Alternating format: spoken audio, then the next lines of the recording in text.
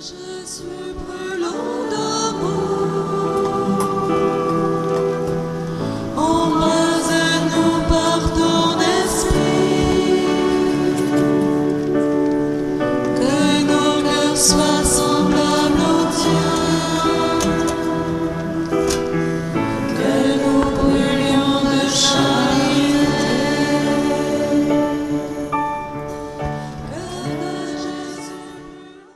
Il se trouve que je suis avec les Scouts d'Europe et puis les Journées mondiales de la jeunesse à Cracovie, où on a été invité avec Alicia Beauvisage pour témoigner auprès des Scouts d'Europe encore, donc à Cracovie, sur ce thème que nous allons développer maintenant.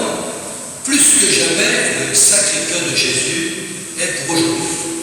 Et c'est vrai que c'est un anniversaire très important. On pourrait dire qu'en janvier 2006, je commençais effectivement, à l'invitation d'Alicia Beauvisage, une mission qui était déjà un petit peu miraculeuse au point de départ, et je vous le dis tout de suite parce qu'elle est étonnante. D'ailleurs, si je vous parle ici, c'est quand même grâce à son témoignage. C'est que tout ce qu'elle a demandé, eh bien, elle l'a obtenu. Je dirais, moi j'étais recteur des sanctuaires de Paris mondial de 2000 à 2009, et je me suis fait cette réflexion lorsque j'ai commencé la mission avec Alicia, et quand la mission s'est prolongée après janvier 2006, je me suis dit quand même, elle est incroyable.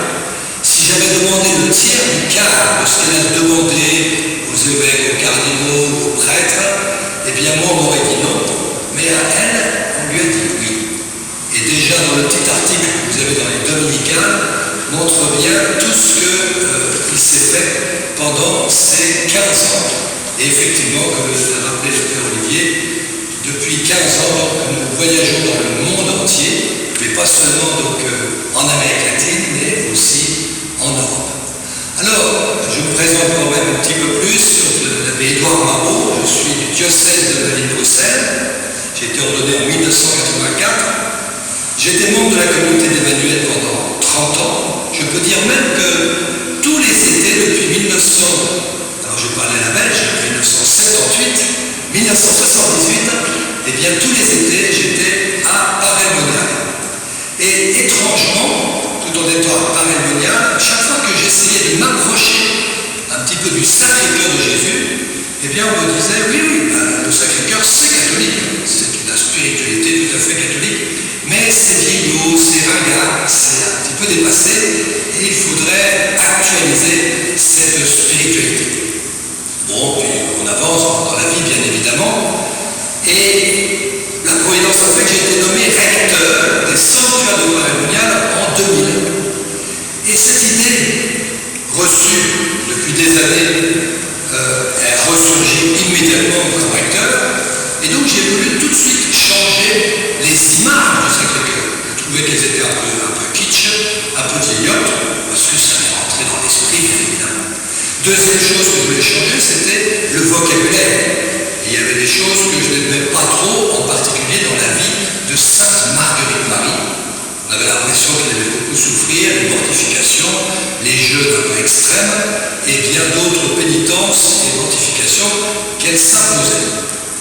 C'était mal connaître, bien sûr, Sainte Marguerite Marie, c'était mal connaître l'importance des images du Sacré-Cœur de Jésus. Alors, premièrement, par rapport aux images du Sacré-Cœur de Jésus, j'ai été guéri, vous savez, parce que quand les pèlerins viennent à Paray-le-Monial et qu'ils demandent au recteur de bénir leur image, j'allais pas dire, elle ne me plaît pas, je la bénis pas, elle me plaît, je la bénis. Donc, c'était très clair, et vous avez tous, peut-être ici, chacun, une histoire avec une image du Sacré-Cœur de Jésus, et surtout ne permettez pas aux autres de la juger.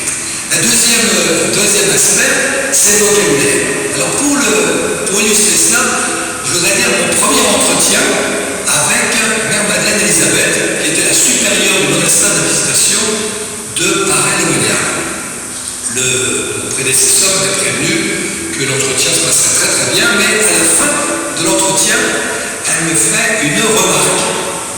Et la remarque, elle était effectivement arrivée après un bel entretien avec elle, et elle m'a dit, Père Marot, j'ai une remarque à vous faire. Ah oui, quelle est-elle? Eh bien, les châtelains de Paray-le-Monial ne parlent pas assez de Sainte Marguerite comme je lui ai répondu du tac au tac, puisque j'avais préparé ma réponse, vous savez, ma mère, Sainte Marguerite Marie, ce n'est pas ma tasse de thé. Et je trouvais qu'elle n'était pas spécialement un modèle pour les jeunes. Ne vous inquiétez pas, aujourd'hui, je la trouve un excellent modèle pour nous tous ici. Tous appelés à la sainteté, Marguerite Marie peut vraiment nous aider sur ce chemin de la sainteté.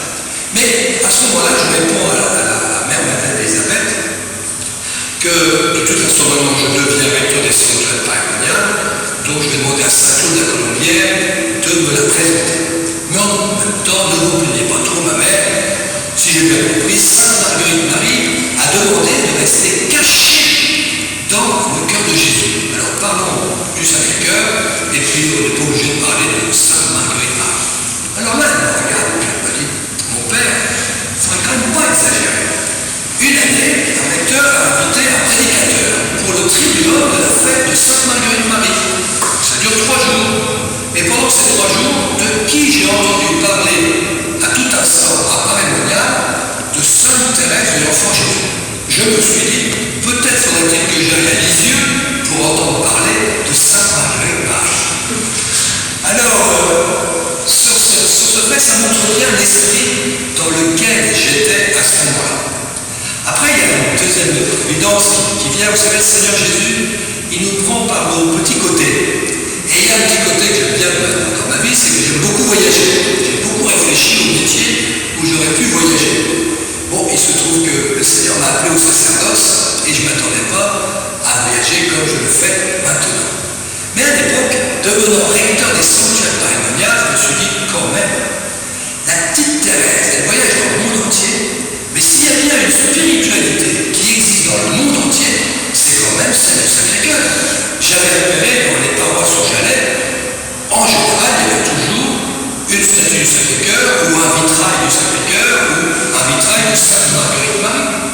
Alors je me suis dit, tiens, si je faisais voyager les reliques de Sainte Marguerite Marie. C'est comme ça que ça a commencé. En 2002, j'ai commencé par 3 pays, la République du Congo, République démocratique du Congo, puis un deuxième pays, l'Irlande, non pas à Dublin, mais à Belfast.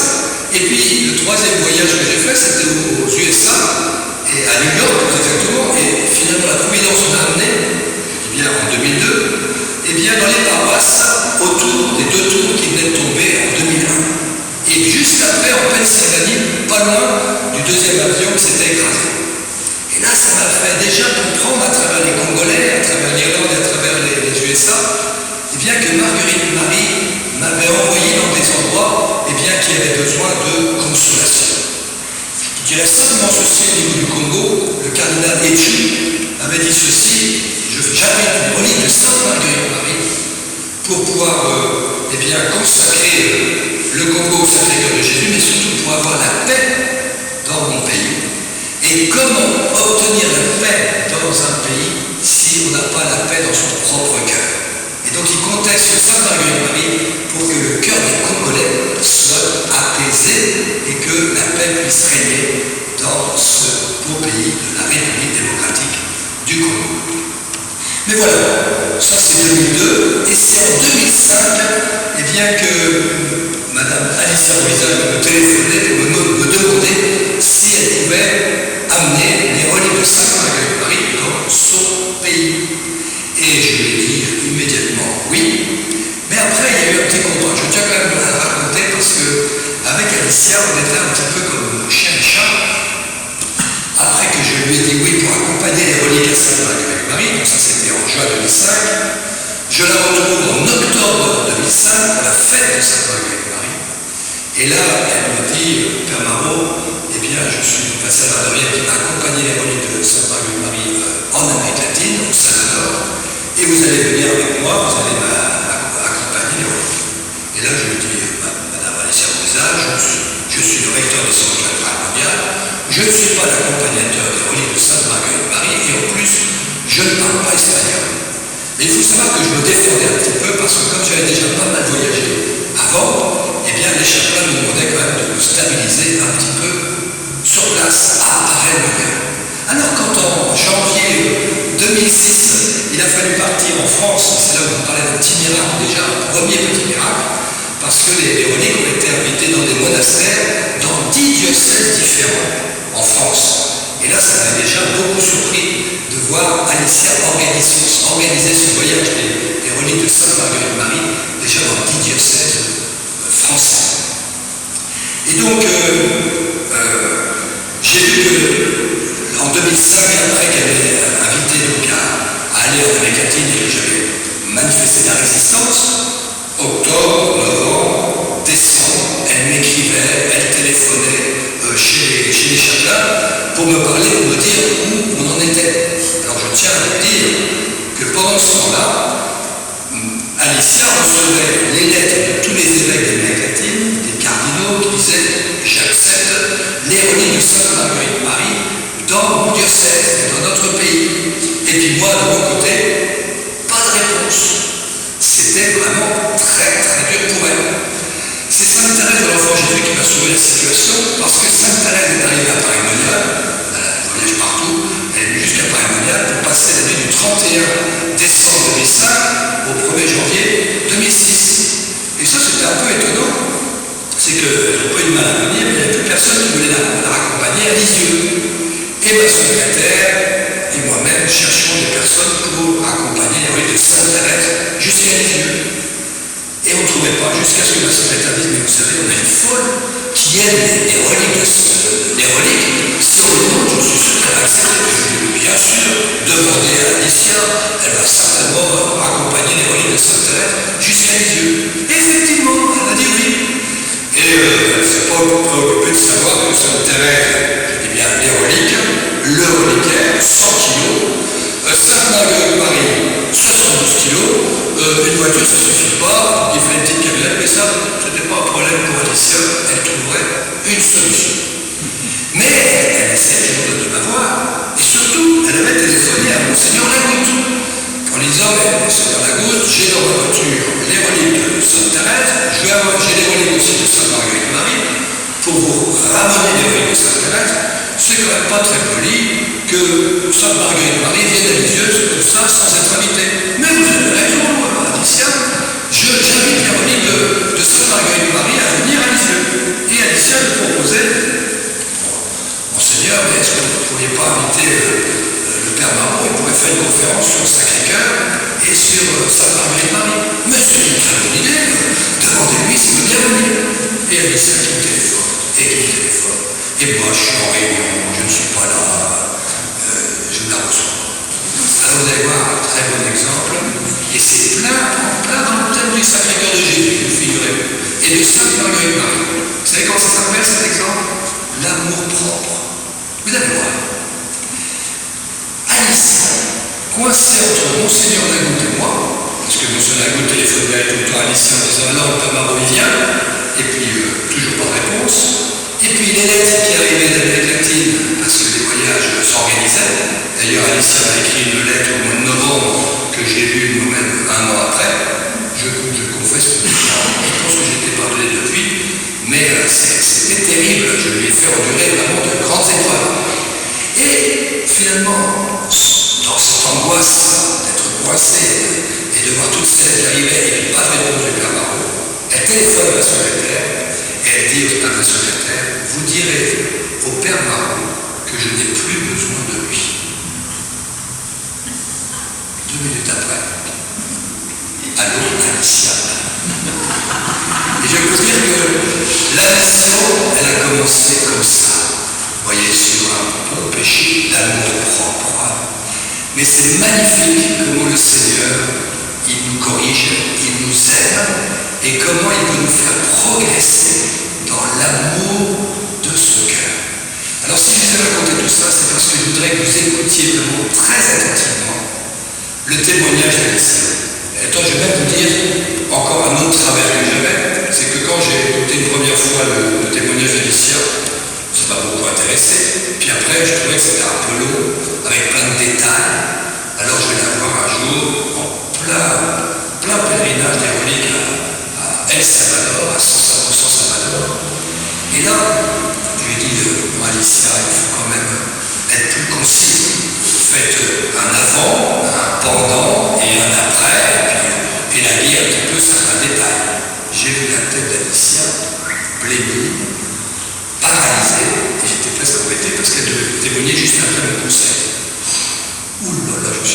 première va se retourner. Finalement, elle a témoigné, et je peux vous dire, c'est extraordinaire. Juste après, non mais vraiment, juste après, j'ai des salvadoriens qui sont venus me voir et qui ont dit, mon père, c'est extraordinaire son témoignage. Et puis surtout, mon père, tous ces détails, c'est incroyable. Ça me rejoint tellement. Magnifique, magnifique. Et puis deuxième réponse, et ça me parle beaucoup parce que, surtout quand je vous vois tous masqués, et nous sommes tous masqués aujourd'hui, eh bien, à l'époque, ça fait 15 ans, très vite, Alicia m'avait dit, Père, cette mission, elle est urgente. Alors je lui dis, pourquoi c'est urgent? Je ne sais pas, mais c'est urgent. Et dès les premières missions avec la tête, combien de gens sont venus me voir et me dire, Père, c'était vraiment urgent que vous veniez avec le livre de Saint-Marc. Après, le pourquoi, je ne comprenais pas spécialement. Mais après, il se trouve, et je vous le dis tout de suite parce que c'est quelque chose qui me marque, il y a eu un premier confinement en mars 2020, et depuis 2009, je travaillais à un film qui s'appelle Cœur brûlant. Peut-être que vous avez entendu parler, en espagnol, Corazón Ardiente, et qui vient de sortir donc, en France. Et dans ce film Cœur brûlant, c'est l'histoire du Sacré-Cœur de Jésus, avec une petite fiction, mais aussi le producteur voulait un témoignage sur ce qui se passe avec le cœur de Jésus aujourd'hui. Et il a regardé sur Internet et il a trouvé le nom de Madame Alicia Visage, Père et Barbaro, et c'est comme ça qu'on a été interviewé pendant une journée à Montmartre. Et il a mis cela dans ce film qui s'appelle Cœur brûlant, que je vous conseille, qui est un très très beau film. Et là, le passage de cas qui nous concerne, vous savez en général, quand on écrit quelque chose sur vous et que vous êtes un peu spécialiste, en général on trouve des tas de coquilles. J'avoue que là dans ce film, eh bien, le producteur a fait un très très bon résumé de ce que nous faisons. Et pourquoi je parle de ça?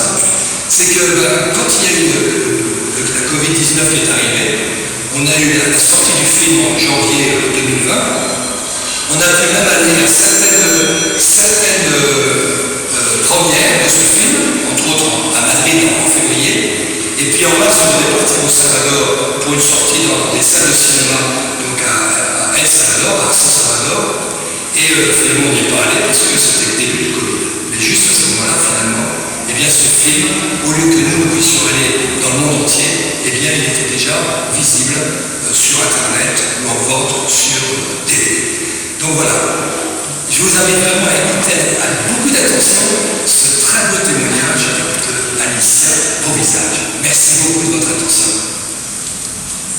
On a constaté ça, à quel point que quand on nous dit on ne sait pas s'il y aura du monde ou pas, on dit c'est pas important, il y aura ceux que le cœur de Jésus a invités. Alors je vous raconte, voilà, vous verrez le pourquoi je constate ça. Donc vraiment, à chaque fois que je vais dans un endroit, je me dis, où je demande au cœur de Jésus, quelle est ton histoire avec Marly Leroy? Donc, comme le Père Olivier a dit, c'est tout providentiel. Alain a proposé, qui est de la paroisse, a proposé une consécration au Sacré-Cœur. Le Père Olivier nous connaissait. Bref, nous sommes là. Donc, ça a un sens. Alors, je m'appelle Alicia Beauvisage. Bien sûr que c'est un nom français, mais vous voyez à ma tête que je ne suis pas d'ici. Je suis née à El Salvador, mais j'ai vécu maintenant beaucoup plus, puisque je suis là depuis 40 ans à peu près. Donc j'ai vécu plus ici que dans mon pays. Et c'est vrai que j'ai, voilà, toute mon histoire depuis mon enfance, quand je réalise une vie très simple. Une vie très simple, mais très fortement marquée par le cœur de Jésus. Donc, d'où vient mon amour pour le cœur de Jésus? Eh bien, il a commencé depuis ma plus tendre enfance. Pourquoi? Tout simplement parce que je regardais dans toutes les familles, dans toutes les maisons de mon village, tout le monde avait une grande image, vraiment grande, du cœur de Jésus, dans la salle, dans l'endroit le plus important de la maison.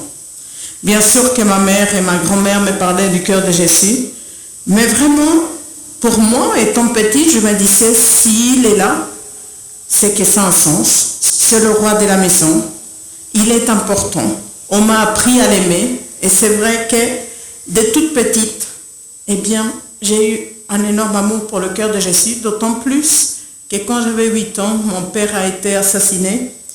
Et j'ai vu comment l'équilibre de notre famille a complètement changé en 24 heures. On avait tout, aucun problème. En 24 heures, toute notre vie tombe à l'eau, dans beaucoup de sens, bien sûr. Et donc, j'ai vu ma mère qui se demandait comment elle allait pouvoir nous élever. On est 3 filles. Et donc, ma mère qui n'avait pas trop l'espérance, vraiment ne savait pas comment faire pour s'en sortir. Alors, qu'est-ce qu'elle a décidé, ma mère? Elle a prié une neuvaine au cœur de Jésus. Et c'était moi qui l'ai amenée à l'église pour prier cette neuvaine. Qu'est-ce que j'ai vu? Ma mère ne va pas bien, elle prie le cœur de Jésus. Ma mère va bien, on s'en sort. Donc vous savez, ces choses-là, pour un enfant, ça marque profondément. À l'âge de 16 ans, ma mère, après le bac, ma mère décide de m'envoyer en France parce que dans mon pays, il y a un grand amour, voilà, pour la France. Et puis, je devais venir en France pendant 1 an pour apprendre le français. Ensuite, je devais aller en Angleterre pour apprendre l'anglais et je rentrais chez moi faire des études. Et voilà que moi, je ne voulais pas spécialement venir parce que je venais toute seule, donc ça me faisait un peu peur. Et en fin de compte, quand j'arrive et je vois Paris, je suis tombée littéralement amoureuse de Paris. Et je me suis dit, d'ici, je ne partirai jamais. Sans savoir qui était intéressé que je ne parte pas. Et donc, voilà, j'habitais dans une famille qui était vraiment formidable. Mais quand ils m'entendent parler, voilà, que je disais tout le temps, grâce à Dieu, si Dieu le veut, je vais à la messe, je vais me confesser, je prie le chapelet. La dame où que j'habitais, qui n'était pas spécialement catholique, m'a dit, vous savez, Alicia, si vous voulez vous intégrer en France, il ne faut pas parler des dieux en société, parce qu'il faut respecter ceux qui ne croient pas. Donc moi, voilà, j'étais un peu, bien sûr, je ne voulais pas choquer les gens en France, donc je me suis dit, eh ben, je vais me taire. Mais après un tout petit bout de temps, je me suis dit, comment je vais me taire? Mon identité, c'est l'amour de mon Seigneur. Comment je ne vais pas parler? Et donc, j'ai commencé de plus belle, grâce à Dieu, je vais à la messe, le chapelet, etc. Et je me suis rendu compte que quelque part, quand je parlais comme ça, beaucoup de gens qui étaient réservés commençaient à me parler de Dieu. Mais qu'est-ce qui s'est passé? J'ai oublié mon amour pour le cœur de Jésus. Pourquoi? Parce que je ne t'ai pas parlé de lui, je ne le voyais plus dans les maisons, comme il régnait dans toute ma ville, donc je l'ai oublié. Mais comme je vous disais au début, le cœur de Jésus n'oublie jamais quelqu'un qu'il a aimé. Et donc, qu'est-ce qui va se passer? J'habitais Paris, dans le 15e, ma paroisse Saint-Léon. Un jour, je suis à la messe du dimanche et il y a des personnes de la basilique du Sacré-Cœur à Paris qui viennent demander des volontaires pour accueillir les pèlerins à Montmartre. J'ai levé la main, on devait aller à Montmartre, on avait une petite formation avec un prêtre, et après, eh bien, on accueillait les touristes, etc. Et donc, à la fin de toute cette réunion, le prêtre m'a dit, je vous attends samedi. Et je lui dis, Père, moi, les samedis, je ne peux pas venir. Ah, il m'a dit, alors, on n'a pas besoin de vous.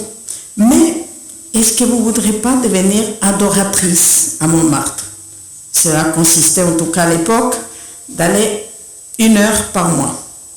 Donc, je me suis rappelé que ma grand-mère était adoratrice et je me suis dit, je vais y venir.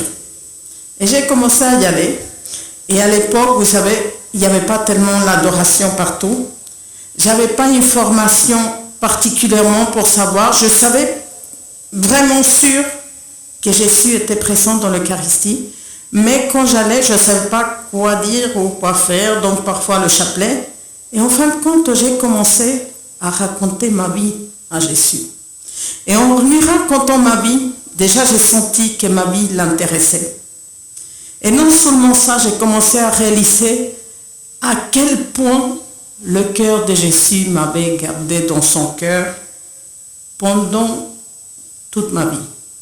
Et à ce moment-là, eh bien, j'ai commencé à prier, à demander pour quelqu'un qui était malade, pour quelqu'un qui avait besoin de quelque chose. Et je me suis rendu compte à quel point le cœur de Jésus est miraculeux et très attentif à tout ce qu'on peut vivre dans nos vies. Et alors, vous savez, j'ai commencé à vivre des choses. Donc, qu'est-ce que j'ai commencé à faire? À ma manière, j'avais photocopié des neuvaines pour le cœur de Jésus, celle qui priait le Padre Pio, et je la distribuais. Donc, je lui faisais la pub. Et voilà que je rencontre mon mari, moi catholique de génération en génération, mon mari athée de génération en génération, mais le Seigneur nous fait qu'on se rencontre. Et mon mari va devenir le premier instrument que le cœur de Jésus utilise pour que je fasse cette mission. Vous allez me dire, qu'est-ce qu'il a fait le mari? Quelque chose de très simple. Comme tout ce qui concerne le cœur de Jésus, tout est très simple. Alors mon mari m'a fait découvrir les brocantes. Et donc j'étais enchantée parce que dans mon pays ça n'existe pas. Qu'est-ce qu'on peut trouver? Des trucs pas chers, etc. Et voilà que je commence à aller dans les brocantes très contente. Mais en même temps, je suis très triste. Pourquoi? Parce que je vois beaucoup d'images, des statues, médailles et autres du cœur de Jésus en vente. Pour moi, dans ma tête, qu'est-ce que ça voulait dire? Si on le vend, on ne veut plus de lui. Et alors ma réaction, connaissant vraiment ce qui était le cœur de Jésus dans ma vie, j'étais peinée et je lui disais dans mon cœur, ne t'inquiète pas, je vais t'acheter, je vais t'amener chez moi et je vais te chouchouter. Donc j'ai pris l'habitude d'acheter les statues, les médailles, les images, etc. Et j'amenais tout ça chez moi. Je enlevais la poussière, je le nettoyais, je lui mettais des fleurs, je lui disais qu'il était beau, je lui disais que je l'aimerais pour ceux qui ne voulaient plus l'aimer, parce que je supposais que si le cœur de Jésus était dans une maison, eh bien on ne voulait plus de lui. Et donc j'ai commencé à faire ça tout le temps, et même mon mari, en étant athée, il a accepté ça d'une façon incroyable. Alors, le pape Jean-Paul II meurt le 2 avril 2005. Eh bien pour moi, le pape Jean-Paul II, c'était un peu comme un deuxième papa. Pourquoi? Parce que j'expérimentais la force qu'il avait de témoigner de sa foi, le fait de dire « n'ayez pas peur ». Et je trouvais que c'était un pape très près des jeunes. Donc pour moi, quand il meurt, eh bien j'étais très très triste. Je pleurais, etc. Et voilà que le dimanche 3 avril, dimanche de la miséricorde, en 2005, mon mari, dès qu'il se lève, il commence à me dire « on va aller dans la brocante de Villiers-le-Mailleux, dans les Yvelines, où on allait tous les ans. » Et j'ai dit « mais j'ai pas envie d'aller à la brocante. » Mais il insiste tellement que j'ai dit « je vais y aller, je vais lui faire plaisir. » Alors on y va. Comme j'avais pas envie d'être là, je me traîne un peu. Et je rentre dans la mairie, dans une salle où il y avait des gens qui vendaient aussi beaucoup de choses. Et dès que je rentre dans la salle, d'une façon incroyable, je vois tout au fond de la salle ce petit cadre qui était posé sur une table, avec beaucoup d'autres objets. Et dès que je vois de loin le petit cadre, je me sens littéralement attirée à aller voir qu'est-ce que c'était. Donc, je ne regarde plus rien. J'étais à la limite enthousiaste, je vais. Et quand je prends le petit cadre dans mes mains, je suis dans la joie. Pourquoi? Parce que je vois le cœur de Jésus qui était ici. Et pour moi, je dis tout de suite à Jésus dans mon cœur, « Ah, c'est pour ça que tu voulais que je vienne à cette brocante. Pour que je vienne, je t'achète et je t'emmène chez moi. » Et j'ai trouvé ça magnifique. J'ai dit, le cœur de Jésus, c'est que je suis triste. Il vient me dire, amène-moi chez toi. Alors j'étais dans la joie et tout d'un coup, voilà, quand je demande le prix, etc., je vois qu'ici était marqué Béate Marguerite Marie Alacoque. Et quand je vois ça, je demande à la dame, pourquoi c'est écrit Béate Marguerite Marie Alacoque? Elle me répond, parce que c'est une relique de Sainte Marguerite Marie. Quand j'entends ça, est-ce que vous savez tous qu'est-ce que c'est une relique d'un saint? Oui. Donc imaginez pour moi de savoir, moi qui aimais Sainte Marguerite Marie depuis mon enfance, que j'avais trouvé une relique ce jour-là, que je pourrais amener chez moi, j'étais bouleversée. Et j'ai dit à Jésus, c'est pas vrai, tu m'as pas fait un cadeau comme ça aujourd'hui. Parce que je trouvais que c'était une journée spéciale. Donc, je le prends, je raconte à mon mari, je rentre chez moi, j'étais très émue, dans une joie incompréhensible. Mais tout d'un coup, je me dis, Alicia, qu'est-ce que t'es bête. La dame t'a baratiné et ce reliquaire ne doit pas être authentique. Pourquoi toi, parmi tous ces milliers de personnes, aurais trouvé ce reliquaire? Et alors, je me décide à chercher son authenticité. Alors, je ne peux pas dire que je commence à aller d'un endroit à un autre, à me renseigner dans un endroit ou dans un autre. Vraiment, je me sens portée par le cœur de Jésus. Et là, je commence à expérimenter aussi toutes les providences. Pourquoi? Dans le premier lieu que je vais me renseigner, c'était le monastère de la Visitation de Paris. Pourquoi? Parce que je le connaissais avant? Non, je l'ai connu parce que j'étais opérée en face. Et ma mère a cru, tout le monde d'ailleurs, de ma famille, ont cru que je mourrais pendant l'opération. Et elle est sortie chercher une église et on lui dit, derrière cette porte, il y a une église. Et quand elle rentre, elle voit tout de suite une statue du Sacré-Cœur. Et comme ma mère voit le Sacré-Cœur, elle dit, Alicia est guérie. Elle ne mourra pas. Effectivement, je ne suis pas morte. Donc je suis allée rendre grâce à Dieu là-bas pour ma guérison.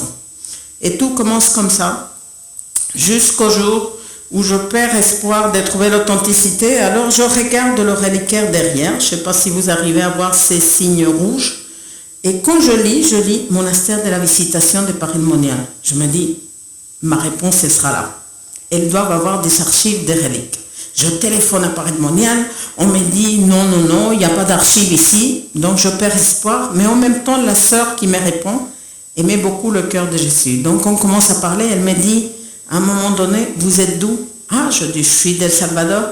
Ah, elle me dit, vous savez que les reliques de Sainte Marguerite Marie, celle qui organisait le voyage de Père Marot, sont allées une semaine en Argentine. Quand elle a dit ça, je me suis dit, mais je veux les amener dans mon pays. Alors que vous savez, depuis que j'étais en France, j'étais tellement bien que je n'allais pas du tout dans mon pays. C'était rarissime. Donc là, je me dis, je veux l'amener. Pourquoi? Premièrement, je pensais aux gens pauvres qui ne viendraient jamais en France, voir ces merveilles que la France a. Tous ces saints, tous ces reliques, toutes ces apparitions, etc. Toutes ces grâces que le Seigneur a données à la France. Donc c'était, voilà, mon envie. Alors elle m'a dit, il faut que vous demandiez au Père Marot pour voir s'il vous donne la permission. J'appelle le Père Marot, il me dit immédiatement, oui, vous pouvez les amener au Salvador, mais il me faut une lettre de l'évêque qui invite les reliques, il faut que vous payiez le voyage, et il faut qu'il y ait 2 accompagnateurs. Je me suis dit, c'est hyper facile, mais ce n'était pas facile du tout. Moi, j'habitais plus là-bas, j'avais entendu parler de l'archevêque, mais je ne le connaissais pas. À ce moment-là, j'étais malade, donc je n'étais pas en train de travailler, donc je n'avais pas d'argent, je me voyais mal dire à mon mari, je m'en vais en vacances avec Sainte Marguerite Marie. Donc, vous voyez, c'était, mais moi je trouvais que c'est hyper facile. J'appelle ma mère au Salvador, est-ce que tu peux me trouver le téléphone de l'archevêque?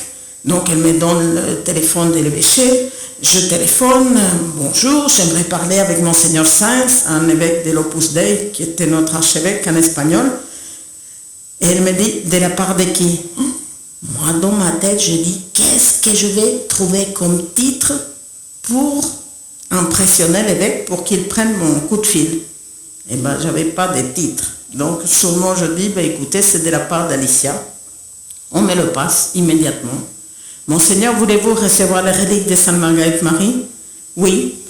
Première réponse. Mais je vais, voilà, devant le tabernacle, je dis au Seigneur, t'as vu? L'archevêque a dit oui, mais avec quoi je vais payer? Et là, je pense à une amie salvadorienne mariée avec un Français, la famille Laennec, qui me dit qu'elle avait tous les euros qui me manquaient, et elle connaissait surtout mon histoire avec le cœur de Jésus. Donc, dès que je lui dis, j'aimerais amener les reliques, elle me dit, je paye tout, tu viens. Donc, je me suis dit, le reste, ça ira. Ça commence comme ça l'histoire. Mais vous savez, entre-temps, comme le Père Marot vous a dit, je le rencontre. Je ne pensais pas toute cette histoire de France, quand je commence la mission en France, donc en 2006, En janvier 2006, c'était pourquoi? Parce que j'avais vu que les personnes qui avaient amené les reliques en Argentine avaient célébré une messe dans leur paroisse qui était Rambouillet. Ah, ben je vais faire la même chose. Je demande dans ma paroisse, ce n'était pas possible. Et alors, je vais par exemple à Caen, je cherche une place pour stationner, on s'est promené avec mon mari, et je trouve une place devant le monastère de la Visitation des Caen. Ah, ben je vais leur proposer la relique. Hop, je téléphonais, ça marche. L'évêque, d'accord, etc. J'étais me confesser à la basilique du Sacré-Cœur. Je demande au prêtre après la confession, Père, vous ne voudriez pas recevoir les reliques de Sainte Marguerite Marie? Ah, mais attendez, ça serait formidable. Il était d'une communauté dans l'Oise. Hop, ça s'est fait. Donc tout ça, ça commence comme ça. Alors pour El Salvador, bien sûr que l'évêque avait dit oui. Mais mon amie Anna Maria, donc la ENEC, va lui dire, vous savez, Alicia, elle a trouvé les reliques dans un marché. Donc pour l'évêque, il dit, qu'est-ce que c'est que cette histoire? Donc après, il dit, non, je ne veux rien savoir de ces reliques qui viennent du marché et de cette dame. Mais là, entre-temps, j'avais demandé à la mère de la Visitation, quand j'étais allée à Paris-le-Monial, je lui avais demandé, vous savez, premièrement, l'authenticité de mon reliquaire, qu'elle avait confirmé qu'il était authentique, mais pas vraiment comme je cherchais à le savoir. Et j'avais dit à la mère, vous savez, je suis la dame qui va amener les reliques de Sainte Marguerite Marie au monastère de la Visitation d'El Salvador. Et là, elle me dit, il n'y en a pas de monastère. Et moi, dans mon cœur, je dis, eh bien, il faut en fonder un. Ce monastère a été fondé, je crois que c'était dans les Dominicales, d'une façon extraordinaire avec des sœurs de la Visitation du Mexique. Est-ce que j'avais de l'argent pour acheter un monastère pour les sœurs? Pas du tout. C'est parce que justement, je me suis mis en tête que je voulais que les sœurs du Mexique qui allaient peut-être fonder, qui sont allées au Salvador, je voulais qu'elles goûtent un poulet salvadorien qui est typique de chez nous. Et c'est en face de ce poulet où j'ai trouvé une maison qui disait « loue-moi ». Et en fin de compte, je me renseigne du prix, $800, ce qui est extrêmement cher pour là-bas. Et j'explique que c'est pour le Sacré-Cœur et le propriétaire me donne en cadeau pour les sœurs, le monastère. Tout est comme ça. Comme je dis, ne vous inquiétez pas, le cœur de Jésus s'occupe de tout. C'est une envie qu'il a, donc il le fait. Alors qu'est-ce qui s'est passé? Fondation d'un monastère, visite à El Salvador, mais avant El Salvador, j'avais la liste de tous les monastères de l'Amérique latine que la mère à Paris-le-Monial m'avait donnée, et je commence à me dire, si j'appelais là, peut-être qu'elle veut recevoir les reliques. Et tout d'un coup, ça prend un élan. Comme disait le Père Marot, je recevais des lettres comme le cardinal du Mexique, qui me disait, Alicia, je suis d'accord avec ce que je proposais. Je parle avec une sœur de la Visitation au Mexico. Quand j'ai dit, ma mère, est-ce que vous voulez recevoir les reliques chez vous? Et quand elle me dit oui, je lui dis, ma mère, il faut que si Sainte Marguerite Marie vienne au Mexique, que le Mexique se consacre au Sacré-Cœur. Et que les reliques de Sainte Marguerite Marie aillent à Notre-Dame de Guadeloupe, parce que de là, il sortira une grande lumière pour le monde. Quand elle entend ça, elle commence à pleurer avec une grande émotion. Et elle me dit, Alicia, vous êtes un instrument du cœur de Jésus, il faut que vous témoigniez de ce que le cœur de Jésus fait aujourd'hui. Donc, qu'est-ce qui va se passer? Consécration du Mexique par décision de son évêque. Voyage de Sainte Marguerite Marie, 4 mois et demi, même le président du Mexique est venu vénérer les reliques. J'avais réussi comment? Parce que comme je vous dis, je ne suis pas d'une association, je n'ai pas le titre de la paroisse, etc. J'avais réussi que les reliques de Sainte Marguerite Marie aillent au Mexique gratuitement par la compagnie Aéromexico. Et quand on allait rentrer, je dis au Père Marron, on était à l'aéroport, Père, il faudrait nous procurer l'adresse du président d'Aéromexico pour le remercier qu'il a fait venir les reliques gratuitement. On demande ça. La dame qui nous accueille part. Après, elle revient. Elle nous donne 2 billets de première classe. Donc, nous, très surpris. Elle nous dit, il ne faut plus que vous écriviez au président d'Aéromexico parce qu'il vous attend à l'entrée de l'avion. Il va exceptionnellement aujourd'hui dans votre avion à Paris. Dès qu'on le rencontre, il offre 40 billets d'Aéromexico pour que Sainte Marguerite Marie dans le Mexique. Donc, déjà, c'était extraordinaire. Pour voyager dans toute l'Amérique centrale, c'est le frère d'Honnête, notre ambassadeur ici à Paris, d'El Salvador, c'est sa femme plutôt, qui m'avait dit un jour, « Ah, mon mari est le trésorier de la compagnie aérienne d'El Salvador, qui était aussi très importante pour toute l'Amérique latine. » Et je me rappelle de ça, elle m'avait dit ça comme ça. Et quand je me rappelle, j'ai dit, est-ce que votre frère ne pouvait pas nous aider? Il s'offre tous les billets d'avion pour toute l'Amérique centrale. Donc, vous voyez, ce n'est pas moi qui organise, ce n'est pas moi qui paye, c'est le Seigneur. Donc, qu'est-ce qu'on a vu? Tout l'intérêt, vous allez dire, oui, l'Amérique latine. Un jour, je témoignais à Paray-le-Monial, je raconte l'histoire, un peu que je vous ai raconté, peut-être plus, et un jeune lève la main, et il me dit, vous savez, Alicia, moi, je ne comprends pas votre mission. Il me dit, de quoi a besoin l'Amérique latine? Ils n'ont pas besoin de rien, pas de recevoir les reliques, parce qu'ils sont tous catholiques. Et quand il dit ça, le Père Moreau était surpris parce qu'il me connaissait, je suis quelqu'un intellectuellement très simple.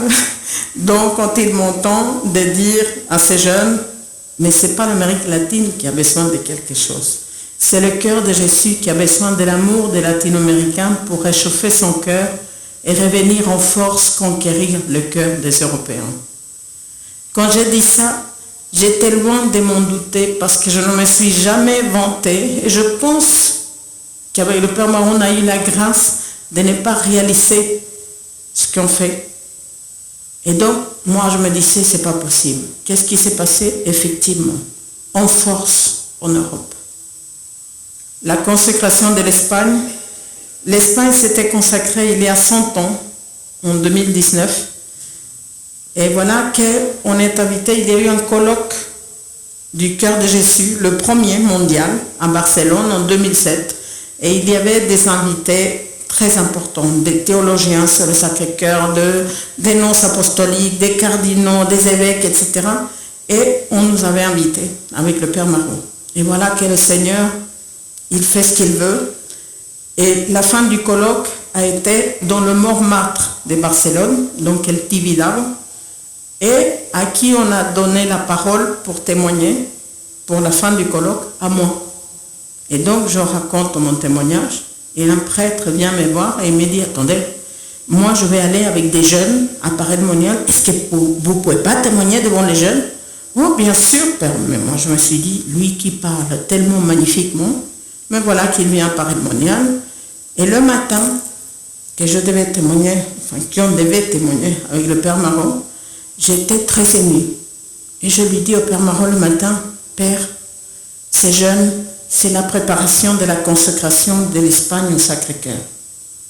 Il me regarde comme ça, il me dit, parce qu'il avait vu un peu les choses qui m'arrivaient, il me dit, bah vas-y.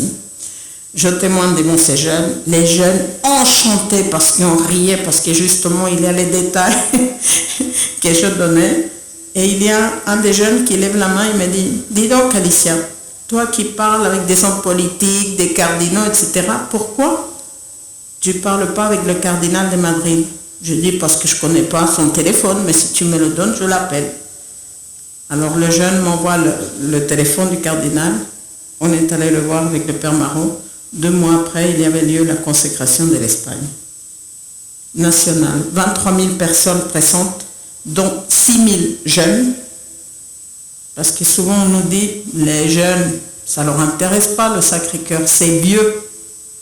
Justement, les jeunes sont très intéressés de connaître les vrais amours.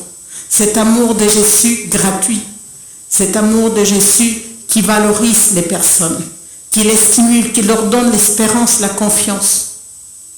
Donc voilà, ces jeunes-là, pendant 1 semaine, ils ont fait l'adoration continue pour préparer cette consécration. Donc elle a eu lieu en 2009 et ça a été la préparation pour que l'Espagne renouvelle sa consécration en 2020. Donc 2019, pardon, 100 ans après, consécration du Portugal. On invite les reliques de Sainte Marguerite Marie pour venir un week-end à Lisbonne pour les 50 ans de la statue du Sacré-Cœur.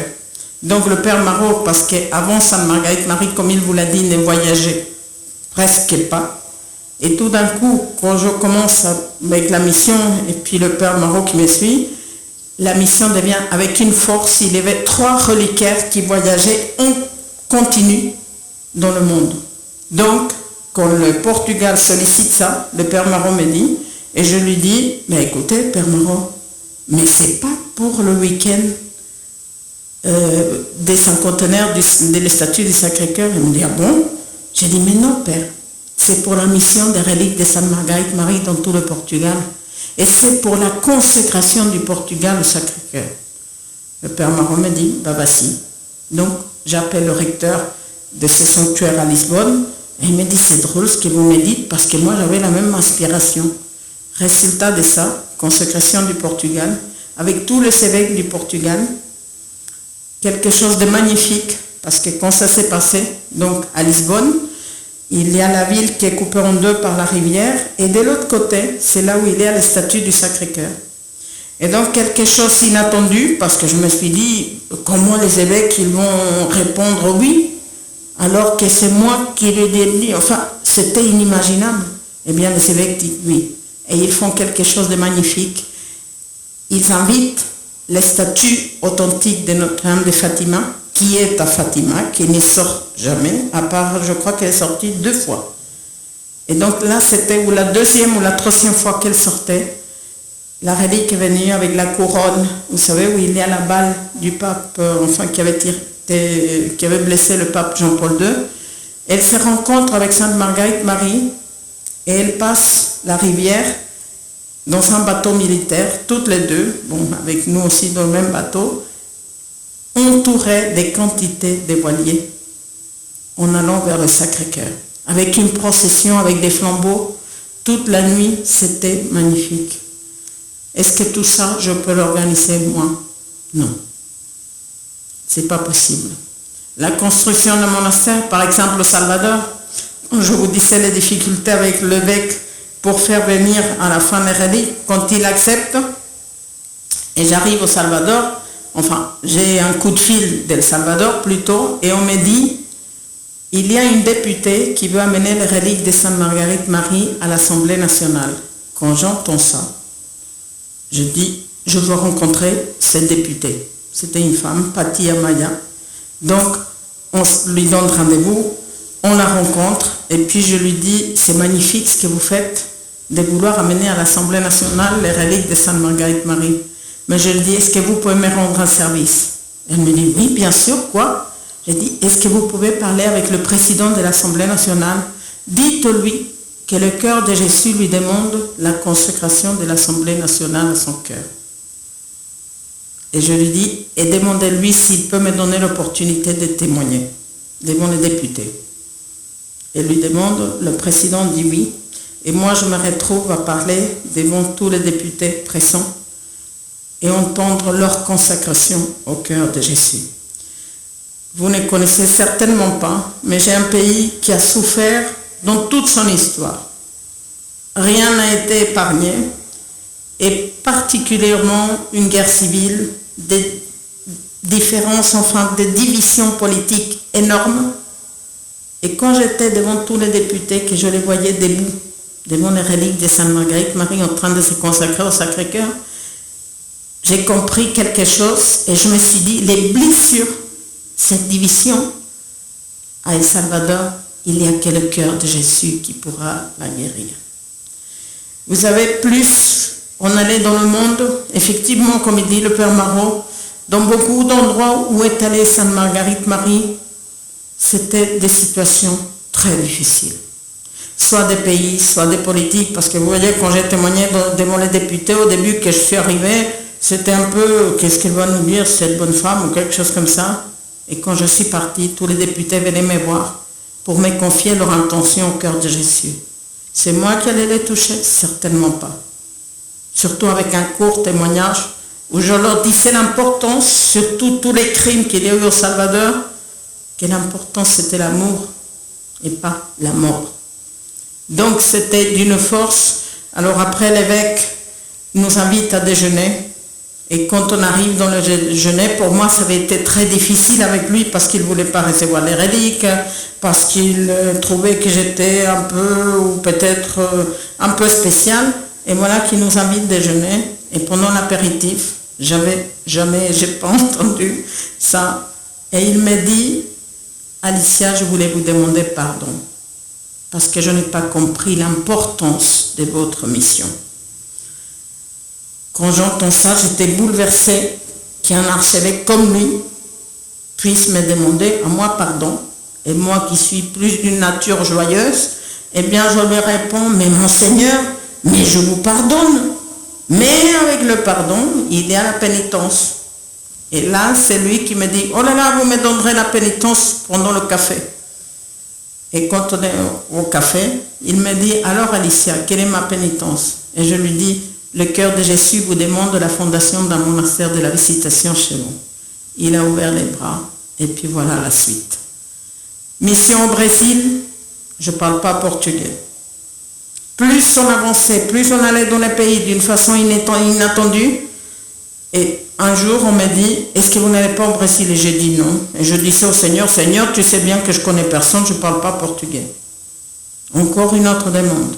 Alors un jour, je suis à Paris-le-Monial, je témoigne devant vous, je ne vous connais pas. Et je m'aperçois que j'allais rater mon train pour Paris. Et je demande, est-ce que par hasard quelqu'un a une voiture pour qu'il m'amène à la gare? Et une dame lève la main. Je lui dis, dépêchez-vous s'il vous plaît parce que je vais le rater. La dame vient, elle m'accompagne à la gare et quand on arrive à la gare, je lui dis, excusez-moi, est-ce que vous pouvez m'amener pour le prochain train? Bon, la dame évidemment affolée comme on dit, mais elle est folle cette dame. Mais elle me dit, je vous ramène. On revient pour le prochain train, on voit une dame âgée qui attend le train, enfin plutôt à Paris-le-Monial, c'est un bus qui nous amène au train. Et quand on arrive, cette dame qui me conduisait, que je n'avais jamais vue, elle connaissait la dame qui attendait le train. Et quand elle la voit, elle me dit, regardez qui est là, Marie-Hélène.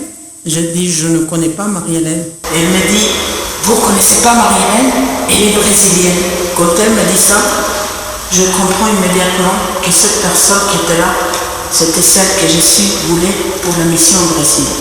Je vais la voir. Jésus a besoin de vous. Pour faire une mission pour Saint-Marguerite Marie, la dame me voit balader. Elle me dit, je fais déjà beaucoup de choses pour le Seigneur. Alors je lui donne ma carte et je lui dis, rappelez-moi, priez, puisque vous êtes très proche du Seigneur, et vous verrez si c'est vrai ou pas. 3 jours après, elle m'appelle, elle prie, réponse, je vais vous aider. Cette dame connaissait tous les évêques au Brésil, donc une mission très importante au Brésil. On a visité 30 pays. Partout, c'est purement la providence. Alors si vous êtes là, ben justement, ce n'est pas par hasard. Vous savez, on peut être appelé à une mission comme nous on fait pour aller dans le monde. Mais la première chose, la plus importante, le premier appel qui nous fait le cœur de Jésus, c'est vous qui devez lui donner. Est-ce que tu veux me rendre amour pour amour? J'ai besoin des instruments qui fassent connaître mon cœur. J'ai besoin de toi. Vous allez peut-être vous dire, mais moi, qu'est-ce que tu veux que je fasse? Je ne sais rien faire. Eh bien, c'est magnifique si vous ne savez rien faire. Parce que celui qui va tout faire, c'est le cœur de Jésus. On a besoin d'amour. Vous savez, quand j'ai commencé cette mission, je me disais, parce qu'on dit souvent, la France ne va pas bien. Mon pays ne va pas bien. Mais quand on a commencé à faire le tour, on s'est aperçu que le monde ne va pas bien. Et c'était bien avant que la pandémie n'arrive. Un monde qui est absolument matérialiste, un monde où il faut être plus méchant que l'autre pour être bien, un monde où on pense que le bonheur c'est une maison avec une piscine ou la super voiture, et un monde qui meurt de ne pas savoir aimer et de ne pas se savoir aimer. Vous savez, l'expérience avec le cœur de Jésus, c'est une expérience très vivante, où on voit vraiment que Jésus n'est pas seulement dans le Saint-Sacrement, mais que Jésus est attentif à tout ce qu'il y a dans nos vies. Et je vais vous dire, quand je pense ce geste que j'avais d'acheter ces images, etc., en le faisant par amour pour lui, en réparation de ceux qui ne l'aimaient plus, qui le mettaient par terre, qui me disaient, donnez-moi ce que vous voulez, m'amenez ça loin de chez moi. Vous ne croyez pas, 6 mois, ça me faisait de la peine. Comment ça ne lui fait pas de la peine, Jésus? Et vous savez, nous avons parcouru évidemment le monde. Quand je vous parle des consécrations, peut-être vous ne réalisez pas qu'est-ce que c'est qu'un pays, que l'Assemblée nationale se consacre au cœur de Jésus. Moi qui voyais les députés, il y avait des criminels là-dedans, malheureusement. Mais Jésus va. Et vraiment, vous savez, la Bible, on pense que c'est oui, quelque chose pour les autres. Non, ça concerne. Qu'est-ce qu'on a vu? Des quantités de conversions, des guérissons évidemment, des guérissons spirituelles. Mais vous savez, on a besoin de trouver le cœur de Jésus. C'est très simple. Et je suis consciente, vous voyez, c'était la première chose, parce que quand le Père Marot disait qu'on était tellement différents de notre vision vers le cœur de Jésus, c'est vrai. Pour le Père Marot, c'était oui aussi, et puis il y a une connotation aussi politique, comme en Espagne, c'est franco. Mais vous savez, on ne va pas rater notre relation avec le cœur de Jésus, parce qu'il y avait Franco qui a fait... On en est là. Donc le cœur de Jésus s'épuise à nous demander, est-ce que tu peux m'aimer? Évidemment, quand on aime le cœur de Jésus, qu'est-ce qu'on ne reçoit pas? Et je l'expérimentais, vous savez, en voyant en Amérique latine, qu'on voit beaucoup plus de pauvreté. C'est vrai que maintenant on voit la pauvreté ici aussi, mais en voyant là-bas, et de voir que cette confiance, cette foi dans le Seigneur, eh bien ça fait vivre. Ça donne une force, ça donne une espérance. Et moi je trouve que l'urgence que je dis au Père Marot, vous savez, quand je vois ce qui se passe maintenant justement dans le monde, parce qu'on est en lien avec tous les gens qui ont travaillé avec nous, etc., dans le monde, et qu'on entend la détresse, le manque d'espérance, pas plus qu'hier, les jeunes qui ne savent pas où ils vont. Est-ce que nous savons aussi, évidemment, qu'on a peur, on est bousculé, on ne comprend plus. Ne perdez pas votre temps, ne perdez pas votre espérance. Allez au cœur de Jésus. Faites l'expérience de ce cœur à cœur qui change nos vies. La personne qui rencontre le cœur de Jésus, plus jamais pourra être la même. Si on se donne vraiment au cœur de Jésus, si on est pécheur, eh bien on va commencer à moins. Vous savez la lutte qu'il y a pour qu'on arrive au cœur de Jésus? Ah, l'image elle est moche. Oh, c'est vieux ça. On se tient à ça. Alors que justement, ça, c'est le travail du démon. Parce qu'il sait que l'âme qui va au cœur de Jésus, il la perd à jamais. Donc, vous savez, cette expérience qui dans le cœur de Jésus, il est d'une tendresse, Jésus. Il est tellement attentif au moindre geste que nous fassions vers lui. Il n'attend pas de nous que nous allions en pèlerinage à pied à Paris-le-Monial, mais parfois juste de faire un sourire à la voisine qu'on n'aime pas trop et que par amour pour lui, on peut faire. C'est un enseignement avec Jésus de nous surpasser de ces choses qui nous empêchent d'être heureux. D'aller vraiment loin, parce que vous savez, ce n'est pas le fait de donner un morceau de pain, mais quand on le donne avec beaucoup d'amour, ça change et la vie de la personne et votre vie. Ça nous apprend à être au-delà. Vous croyez que quand on voit, enfin moi qui vois un peu dans le monde, par exemple dans mon pays, bien sûr c'est des chrétiens, mais c'est plus les catholiques la majorité, c'est les évangélistes. C'est ceci, c'est cela, et on dit qu'est-ce qui se passe? Vous savez, on est dans un monde où on a besoin, la plus forte chose qu'il fait le démon maintenant, c'est de nous anesthésier. On voit des horreurs, des choses qui se passent, des choses qu'on veut, qu'on trouve normales alors qu'elles ne sont pas normales et qu'on veut nous imposer. Eh bien on est là, oh là là, c'est terrible. Mais on ne réagit pas, vraiment. L'antidote de cette anesthésie, c'est le cœur de Jésus. Vous savez, si vous sortez d'ici, comme on dit avec le Père Marot, Nous, on ne vient pas pour que vous nous trouviez sympa, qu'on parle bien. On vient vraiment vous faire un cadeau, que vous puissiez découvrir qui est le cœur de Jésus. Réfléchissez un instant à cette phrase. Elle est extrêmement forte. Donc on croit quoi?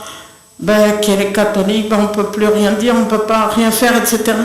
Mais attendez, nous ne sommes pas seuls. C'est sûr que nous, on ne peut rien faire. C'est extrêmement difficile. Vous savez, moi la première, j'aimerais bien appeler dans une radio et dire tout ce que j'en pense, des choses qui me choquent, des choses qui m'inquiètent. Mais est-ce que je le peux? Peut-être pas. Mais si je prie, si je ramasse un Kleenex qui est tombé par terre et je l'offre à Jésus, moi qui ai mal au dos, et de lui dire, par amour pour toi, je fais ça. Le cœur de Jésus ne vous demande pas des choses que vous ne pouvez pas faire. Et justement, cette expérience avec le cœur de Jésus, de vivre avec lui 24 heures sur 24, croyez-moi que ces fourchettes qu'on a la flemme de mettre dans le lave-vaisselle, etc., offrir par amour et dire vraiment, Jésus, je veux que tout le monde découvre ton cœur. Jésus, découvre-moi ton cœur. Jésus, garde-moi dans ton cœur.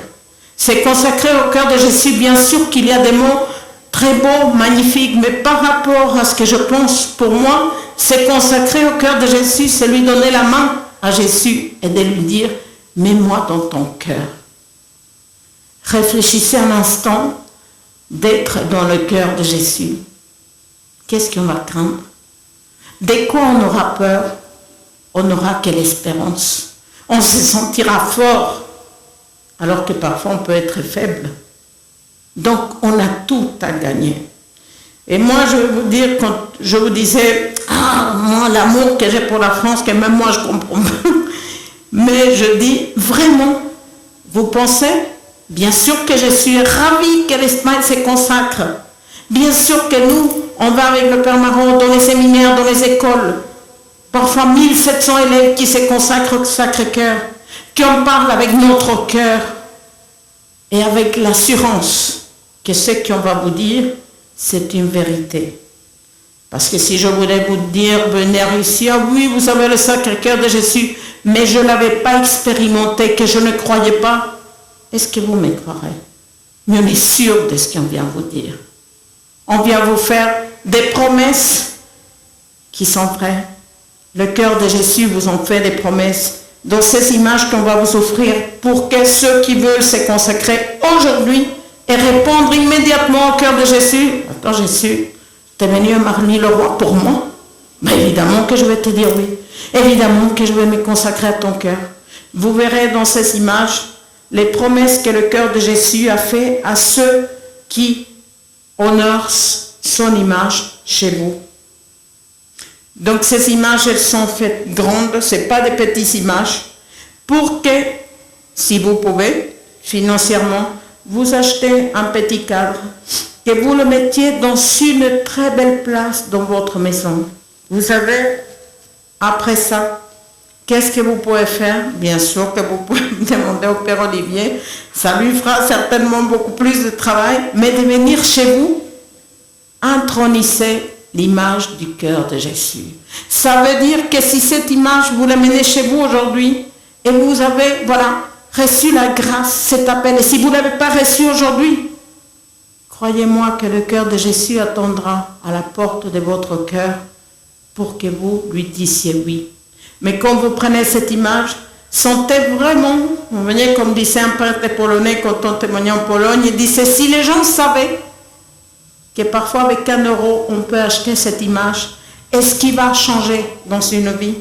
Les promesses du cœur de Jésus, il les tient. Vous verrez. Qu'est-ce qu'on a vécu dans la mission? Je donnerai la paix dans les familles. Quand le Père Marron est allé au Chili, la famille qui organisait, divisée depuis 50 ans, ils se sont réconciliés. Toute l'assistance du cœur de Jésus pour le jour de la mort, un jour en Espagne, il me raconte une mère qui a son fils qui allait mourir parce qu'il avait eu un accident de voiture. Et le docteur vient, il lui dit, votre fils va mourir aujourd'hui. Et la dame lui dit, non, docteur, mon fils ne mourra pas aujourd'hui parce que il n'y a pas de prêtre aujourd'hui qui puisse voir mon fils.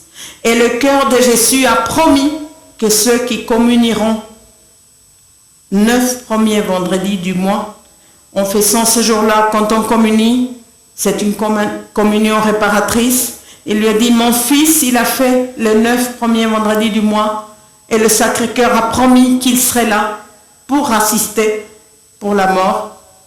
Effectivement, son fils n'est pas mort ce jour-là. Il est mort le lendemain après avoir vu un prêtre, avoir reçu les sacrements, etc. Donc tout est une vérité.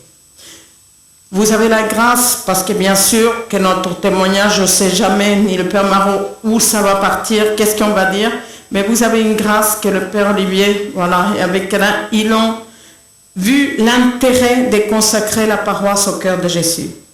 Certainement de consacrer les familles au cœur de Jésus. Ça se fera, je pense, autour du mois de juin. Vous savez, c'est magnifique, ce geste. C'est de lui offrir à Jésus tous les habitants de Marly-le-Roi, la paroisse, la vie de la paroisse, les jeunes, les personnes âgées, les malades, etc. Donc, quand vous vous consacrez au cœur de Jésus, non seulement vous répondez à Jésus, je t'aime, mais vous devenez un soutien pour que votre paroisse, pour que le Père Olivier, voilà, qu'il soit un prêtre du cœur de Jésus. Donc ça veut dire très saint. L'accompagner en pensant aux autres de la ville. Je ne suis pas malade, mais je vais vraiment répondre à l'amour du cœur de Jésus pour les malades de Marly-le-Roi. Il manque quelque chose à Marly-le-Roi, eh bien je vais le faire pour ça. Il manque quelque chose, j'ai un non-croyant dans ma famille, eh bien cœur de Jésus, je le fais en confiance à toi. Alors attention, bien sûr que je suis en train de vous dire, tout ce que vous pouvez demander au cœur de Jésus, que le cœur de Jésus vous donnera, à sa mesure, à son rythme, pas au nôtre.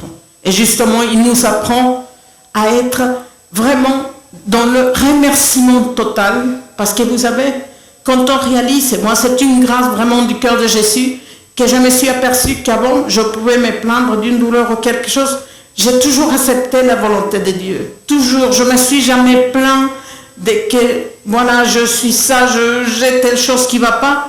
Vraiment, j'ai accepté sa volonté. Et vous savez ce qui prime chez moi, c'est que le matin, je me lève peut-être en ayant un peu moins mal qu'hier, que j'ai une tasse de thé, que j'ai la voiture pour aller à la messe, que j'ai un prêtre qui célèbre la messe et qui m'aurait dit que moi qui disais « Je te bénis Seigneur parce que je peux aller à la messe », est-ce qu'on a pu aller à la messe l'année dernière? Alors vous savez, vous voulez être heureux, allez au cœur de Jésus pour qu'il vous apprenne à vous rassasier de ces petites choses dont on n'a pas conscience qu'il nous donne et que c'est des cadeaux extraordinaires. Et bien sûr que demandez-lui l'impossible. La neuvaine du Père Pio, c'est la neuvaine de l'impossible, la neuvaine irrésistible au cœur de Jésus. Je peux vous dire, je ne raconte pas des histoires, comme je disais au Père Marot, comme pour lui c'était une autre image, le cœur de Jésus, je lui disais, Père, je n'ai pas appris le cœur de Jésus dans un livre, je n'ai pas tout ça dans ma tête, je l'ai vécu, j'ai tout ça dans mon cœur. Alors bien sûr qu'il peut tout, mais nous, avec le Père Marot, on demande, je pense que ça sera délicat de votre part, vous savez, d'un jour ou aujourd'hui, si vous voulez faire la consécration personnelle, qu'on la lise ensemble, qu'on la prie ensemble, eh bien de lui dire, Jésus, tu vois, aujourd'hui je ne te demande rien. Je veux juste te dire que je t'aime. Je ne t'ai pas aimé suffisamment, Jésus. Eh bien aujourd'hui, que ça soit comme une page que je vais écrire, une nouvelle page dans ma vie que je vais écrire où je sais combien tu m'aimes et apprends-moi à t'aimer. C'est la seule des mondes. Je suis sûre qu'il vous donnera, on n'a même pas besoin de lui dire, il sait ce qu'il nous faut. Mais je pense, notre expérience, c'est toujours donne-moi, donnez-moi. Un jour, peut-être seulement aujourd'hui, mais de lui dire au cœur de Jésus, Jésus, aujourd'hui je ne te demande rien. Je veux que tu saches que je veux t'aimer. Et vous allez voir la différence que ça fait Donc parfois c'était, on va prier pour notre ville, on va consacrer pour le pays pour que le pays change. Mais non, on va lui dire parce qu'on t'aime. Et lui, il changera tout. Et quand je dis un pays, ça peut être notre vie. Donc commencez. C'est un acte très simple. Vous ne savez pas comment faire? Sacré-Cœur de Jésus, j'ai confiance en toi. Combien des églises on n'a pas connues dans le monde qui ont été construites avec 0 centime, mais qu'après la providence, elle a fait que la construction soit possible parce que le curé disait à tout le village, dites 100 fois, Sacré-Cœur de Jésus, j'ai confiance en toi. Rien n'est impossible au cœur de Jésus. Alors sachez que j'ai quelque part la chance d'habiter pas trop loin. Il va y avoir probablement, c'est même pas probablement, sûrement, dimanche prochain, ici, à 15h, pour les personnes qui veulent non seulement répondre, voilà, un petit oui, mais qui veulent peut-être faire autre chose. Si vous avez des doutes, on sera là avec le Père Marot. Ça, c'est exceptionnel parce que rarement on a le temps de revenir. Mais je pense qu'avec ici, la bonne volonté du Père Olivier, la bonne volonté malin qui veulent vraiment que le cœur de Jésus règne, que cette ville soit protégée parce qu'on ne sait pas où on va, mais on va très content et très confiant parce que le cœur de Jésus nous aime. Donc dimanche, après à 15h ici, pour si vous avez des questions, il y a la garde d'honneur du cœur de Jésus, l'intronisation du cœur de Jésus dans les familles, la consécration personnelle, les premiers vendredis du mois. Donc n'hésitez pas. Vraiment, nous sommes volontiers en ce moment, on a plus de temps parce qu'on ne voyage pas à l'étranger. Et je pense que malheureusement, on sera, voilà, on ne sait pas ce que ça va devenir. Donc n'hésitez pas à venir, n'hésitez pas à prier, n'hésitez pas. Juste, même si vous ne savez pas comment, mais que ça sort de votre cœur aujourd'hui, ce soir, Sacré-Cœur de Jésus, je t'aime. Vous ne pouvez pas savoir.